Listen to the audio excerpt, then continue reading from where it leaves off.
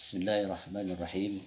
Assalamualaikum warahmatullahi wabarakatuh. Alhamdulillah.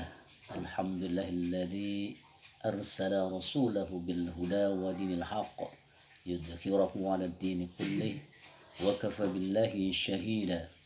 Asyhadu an la ilaha illallah wahdahu la syarika lah wa asyhadu anna Muhammadan 'abduhu wa rasuluh la nabiyya ba'dah. Allahumma salli wa sallim wa barik ala sayyidina Muhammadin wa ala alihi wa sahbihi ajmain wa man tabi'ahum bi ihsan ila yaumiddin. Amma ba'du, fa ya ayyuhal ikhwan, usikum wa nafsi bi taqwallah faqad fazal muttaqun. Anak-anak sekalian, para peserta didik pesantren kilat virtual SMK Bina Sejahtera 4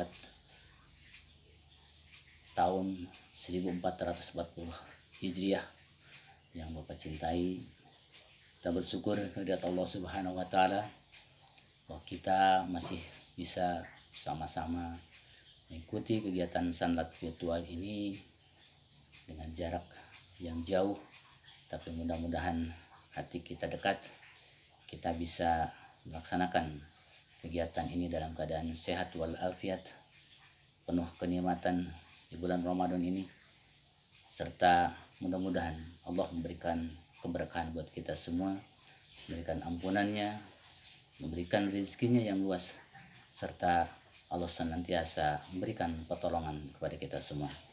Amin ya rabbal alamin.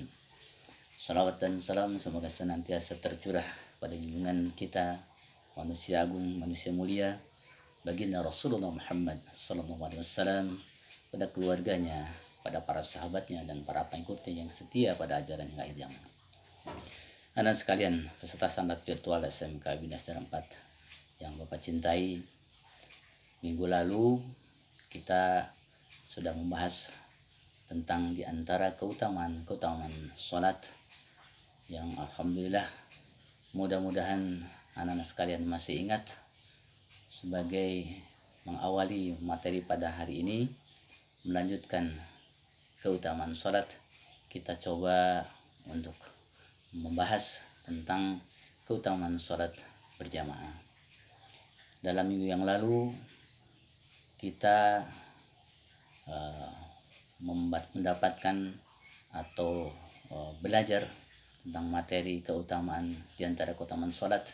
Yang pertama adalah as-salatu imadduddin, faman aqamaha faqad aqamadin, wa man tarakaha faqad hadamadin. Salat itu ibarat sebuah bangunan, sehingga barang siapa yang mengerjakan salat maka dia sudah menegakkan agamanya, dan barang siapa yang meninggalkan salat maka sungguhnya dia telah merobohkan agamanya. Karena itu diharapkan kita semua memperkuat tiang-tiang bangunan kita sebagai seorang muslim, yakni dengan menaikkan ibadah sholat 5 waktu dengan sebaik-baiknya di awal waktu, kemudian juga senantiasa istiqomah menunaikan sholat secara berjamaah, sehingga bangunan yang kita bangun, yakni seorang muslim, yakni tiang-tiang agama, dengan menunaikan sholat yang baik, yang benar saat di awal waktu, sehingga kita memiliki kekuatan tiang yang cukup kuat. Itu yang pertama. Kemudian yang kedua adalah wasta'inu bis-sabri was-shalah wa innaha lakabiratun illa 'alal khasiin, bahwa jadikanlah sabar dan salat sebagai penolong, dan sesungguhnya salat itu cukup berat, sangat berat, kecuali bagi orang-orang yang khusyuk. Maka ketika kita mengalami kesulitan, ketika kita mengalami penderitaan, sebagaimana Rasulullah ajarkan, maka lakukanlah sholat, apakah itu sholat 5 waktu maupun sholat sunat-sunah lainnya, yang akan memberikan pertolongan, kekuatan kepada kita, baik secara lahir maupun secara batin. Karena as-sholat itu adalah doa. Salat itu adalah untayan-untayan doa yang kita mohonkan kepada Allah Subhanahu wa taala. Sedangkan doa adalah muhul ibadah.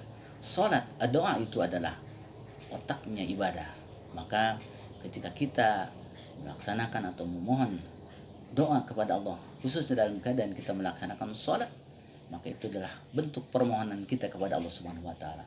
Ud'uuni astajib lakum. Berdoalah kepadaku, kata Allah, niscaya akan aku kabulkan. Maka jadikanlah oleh kita semua sholat 5 waktu dan sholat-sholat sunnah lainnya menjadi penolong kita dalam kehidupan kita sehari-hari, dalam kondisi apapun, dalam keadaan apapun. Kemudian yang ketiga, sholat juga bisa menghapus dosa-dosa yang telah lalu. Sebagaimana apalagi dilaksanakan di bulan Ramadan. Man qama ramadhana imanan wa ihtisaban ghufira lahu ma taqaddama min dzanbih. Barang siapa yang melaksanakan salat qiyamul lail di bulan Ramadan, maka Allah ampuni dosa-dosa yang telah lalu. Dan salat pun dari salat waktu ke waktu juga menghapus dosa-dosa, dari Jumat ke Jumat juga menghapus dosa ke dosa, dan Ramadan ke Ramadan juga menghapuskan dosa-dosa yang sudah kita buat. Oleh karena itu, jadikanlah sholat yang kita laksanakan menjadi sholat yang akan menghapus dosa-dosa kita yang telah lalu. Kemudian yang keempat, kalau kemarin 3, tambahan yang keempat adalah sholat itu inna sholata tanha anil fahsyai wal munkar, bahwa sholat itu dapat mencegah perbuatan keji dan munkar. Anak-anak sekalian, kenapa begitu banyak sekarang perbuatan-perbuatan maksiat yang dilakukan oleh anak-anak sekolah, baik itu tawuran, kemudian perzinahan, minuman keras, dan lain sebagainya. Karena mungkin dan bisa diyakinkan, bisa dipastikan, anak-anak itu banyak yang tidak melaksanakan sholat. Kalaupun orang itu sudah sholat, mungkin sholatnya belum benar, sholatnya belum khusyuk, sehingga tidak menjadikan sholatnya itu tertanam di dalam diri dan jiwanya. Sehingga ketika sebetulnya dia menunaikan sholat dengan baik, dengan benar, di awal waktu, dengan penuh khusyuk, maka sholat itu pasti akan menjadikan dia jauh dari perbuatan keji dan mungkar. Maka dengan demikian, laksanakanlah sholat dengan sebaik-baiknya, dengan khusyuk. Ya, ini apa itu khusus? Sebagaimana kita jelaskan minggu kemarin, yakni alladzina yazunnuna annahum mulaqu rabbihim wa annahum ilaihi raji'un. Mereka orang-orang yang khusyuk adalah mereka yang yakin akan bertemu dengan Tuhannya dan kembali kepadanya.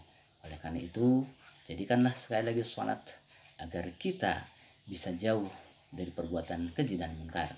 Kemudian yang kelima, sholat itu adalah membedakan baina al-kufri wal muslim, baina sirku wal kufri. Jadi membedakan orang muslim dengan syirik maupun perbuatan atau orang-orang kafir. Jadi orang yang menunaikan sholat pada dasarnya jelas bisa terlihat bahwa apakah dia seorang muslim atau seorang kafir. Dengan terlihatnya dia melaksanakan sholat, maka sudah pasti dia adalah sebagai seorang muslim. Maka itulah yang membedakan antara seorang apakah dia muslim atau orang yang musyrik dan kafir, yakni dalam tarkus shalah, yakni menunaikan sholat. Anak-anak sekalian, perlu kita ketahui bahwa sholat itu akan lebih baik dan lebih utama apabila dilaksanakan secara berjamaah. Karena sholatul jamaah afdalu min sholatil faddi bisab'in wa ishrina darajah. Bahwa kita harus mengetahui bahwa sesungguhnya sholat berjamaah itu mempunyai nilai 27 derajat lebih baik dibanding dengan sholat fardu. Artinya apa? Ketika kita melaksanakan sholat secara individu atau sendiri, maka nilainya hanya 1. Tapi ketika kita sholat berjamaah, maka nilainya adalah 27 kali. Cukup sangat fantastis. Maka ketika orang mau melaksanakan sholat berjamaah, maka sebenarnya dia memiliki pengertian, memiliki pemahaman yang cukup baik. Karena apa? Karena dia tinggalkan yang 1 tapi dia ambil yang 27 derajat. Maka itu menjadi pahala yang terbesar untuk dirinya dengan menunaikan sholat secara berjamaah. Adapun sholat berjamaah yang terbaik adalah sholat di masjid. Ada 2 pendapat bahwa sholat di masjid itu yang pertama adalah sunat mu'akad, sunnah yang diutamakan. Dan yang kedua adalah merupakan kewajiban sholat di masjid itu. Karena apa? Karena memang begitu pentingnya, begitu sangat manfaatnya sholat berjamaah, terutama di masjid, sampai Rasulullah ketika dia menyatakan kepada para sahabatnya, andaikan ada yang menggantikan aku, kemudian aku berkeliling dan banyak orang-orang yang tidak sholat, maka tentu aku ingin membakar rumah-rumah mereka. Begitu sangat pentingnya sampai Rasulullah berkehendak ketika mereka tidak sholat berjamaah di masjid untuk membakar rumah-rumahnya. Kemudian yang kedua, kenapa sholat menjadi wajib? Seorang sahabat Rasulullah, Abdullah bin Umi Maktum, yang matanya buta, beliau meminta sebuah dispensasi agar sholatnya tidak di masjid. Kemudian Rasulullah menyatakan, ketika dia pergi, kemudian Rasulullah panggil kembali, ya sahabatku, apakah engkau mendengar azan? Sahabat Abdullah bin Maktum menjawabnya, saya mendengarnya ya Rasulullah. Maka datanglah ke masjid dan sholatlah. Jadi begitu pentingnya sampai orang yang buta pun Rasulullah ketika azan masih terdengar olehnya, Rasulullah perintahkan untuk sholat di masjid. Apalagi kita yang matanya masih melotot, matanya masih terbuka, masih sehat dan normal, sehingga kita lebih utama, lebih penting, bahkan hampir menyatakan wajib kita untuk sholat berjamaah di masjid. Karena itu renungkanlah apa yang menjadi contoh yang diberikan oleh Rasulullah. Bahkan ketika Rasulullah sampai sakit di akhirnya pun beliau masih memimpin sholat berjamaah di masjid. Karena itu menunjukkan begitu pentingnya dan begitu sangat urgennya pelaksanaan sholat berjamaah di masjid. Adapun ketika dikatakan sunat muakkadah, karena memang ada hal-hal yang memang lebih baik dan sangat baik untuk dilaksanakan di masjid daripada di rumah.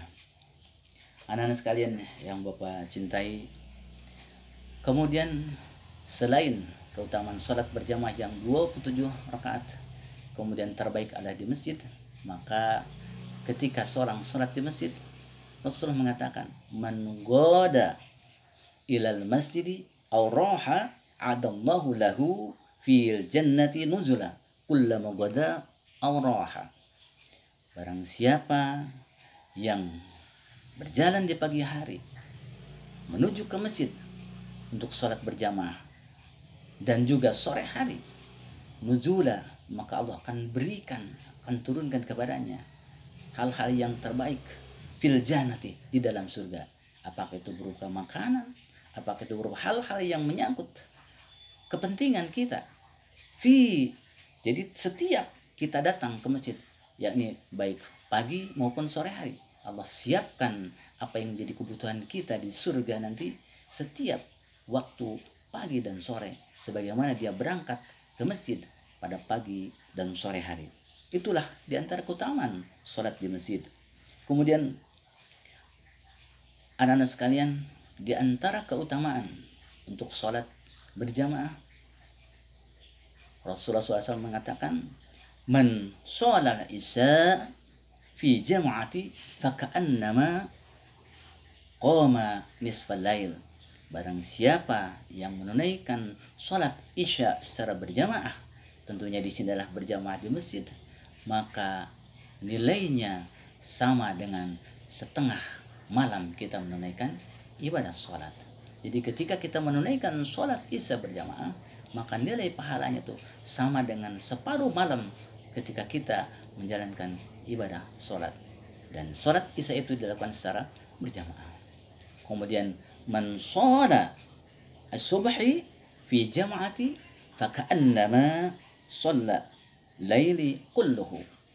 Ketika seorang yang menunaikan sholat subuh secara berjamaah, maka nilainya seolah-olah dia sama dengan kulluhul lail, sholat semalam suntuk. Maka itulah di antara keutamaan sholat berjamaah. Dan sholat berjamaah itu adalah terbaik di masjid. Karena yang membedakan, sekali lagi, ciri-ciri orang yang munafik diantaranya adalah orang yang enggan, orang yang malas menunaikan sholat berjamaah di masjid, yakni ketika sholat isya dan subuh.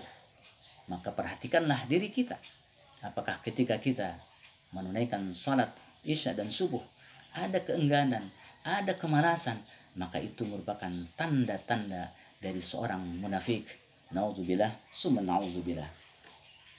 Kemudian anak-anak sekalian, di antara keutamaan orang yang menunaikan sholat di masjid, maka Rasulullah mengatakan ketika nanti di yaumil akhir ada 7 golongan yang mendapat perlindungan dari Allah Subhanahu wa taala, ketika pada saat itu tidak ada perlindungan sedikit pun.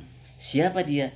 Yakni rajulun qalbuhu mu'allaqo fil masajid, yakni seorang laki-laki, karena memang kewajiban sholat di masjid ada seorang laki-laki yang hatinya selalu terpaut ke masjid.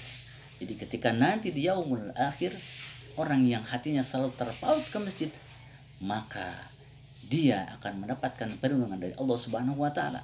Ketika matahari jaraknya hanya seberapa kilometer, panas yang begitu tinggi dan terik, kemudian tidak ada lagi yang melindunginya, maka di saat itulah orang yang senantiasa hadir hatinya, senantiasa menunaikan sholat di masjid secara berjamaah, maka Allah akan berikan perlindungannya.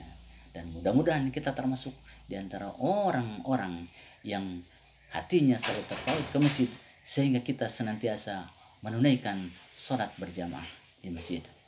Anak-anak sekalian yang Bapak cintai, mudah-mudahan materi singkat dan padat pada pesantren kilat virtual pada minggu ketiga ini menjadi bermanfaat buat kita semua. Dan marilah di bulan Ramadan ini kita lebih kuat lagi, lebih hebat lagi untuk menaikkan ibadah saum kita, ibadah-ibadah lainnya, thalabul ilmi, membaca tilawatul Quran, membaca Quran, kemudian laksanakan sholat yang terbaik kita, baik sholat wajib kita, sholat 5 waktu, sholat rawatib, maupun sholat qiyamul lail kita, sholat tarawih, sholat tahajud, maupun sholat sunnah lainnya. Mudah-mudahan dengan kegiatan kita, dengan aktivitas kita sehari-hari di bulan Ramadan, dalam rangka mengisi sahur Ramadan, bulan Ramadan, maka Allah berikan ampunannya kepada kita, Allah berikan keberkahannya kepada kita, dan Allah bahkan tambahkan rezekinya kepada kita, para kaum muslimin.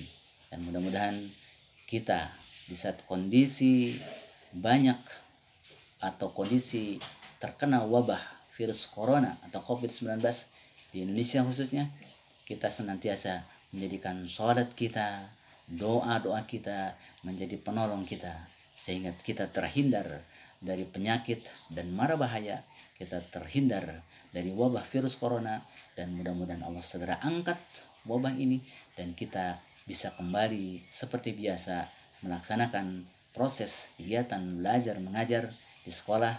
Dan mudah-mudahan sekali lagi Allah Subhanahu wa taala memberikan pertolongan kepada kita dan kita manfaatkan sisa waktu ke depan dalam menunaikan ibadah saum Ramadan maupun ibadah-ibadah lainnya. Selamat menunaikan ibadah saum Ramadan, selamat melaksanakan ibadah sholat qiyamul lail maupun sholat 5 waktu. Mudah-mudahan Allah Subhanahu wa taala menolong kita semua. Untuk selanjutnya seperti biasa, untuk lebih menambah kemantapan materi ini, Bapak berikan tugas yang harus dilaksanakan dan segera dikirimkan untuk dinilai, sehingga semua kegiatan sanlat virtual di bulan Ramadan tahun 1441 Hijriah ini dapat terlaksana secara tuntas dan sempurna. Billahi taufiq wal hidayah. Assalamualaikum warahmatullahi wabarakatuh.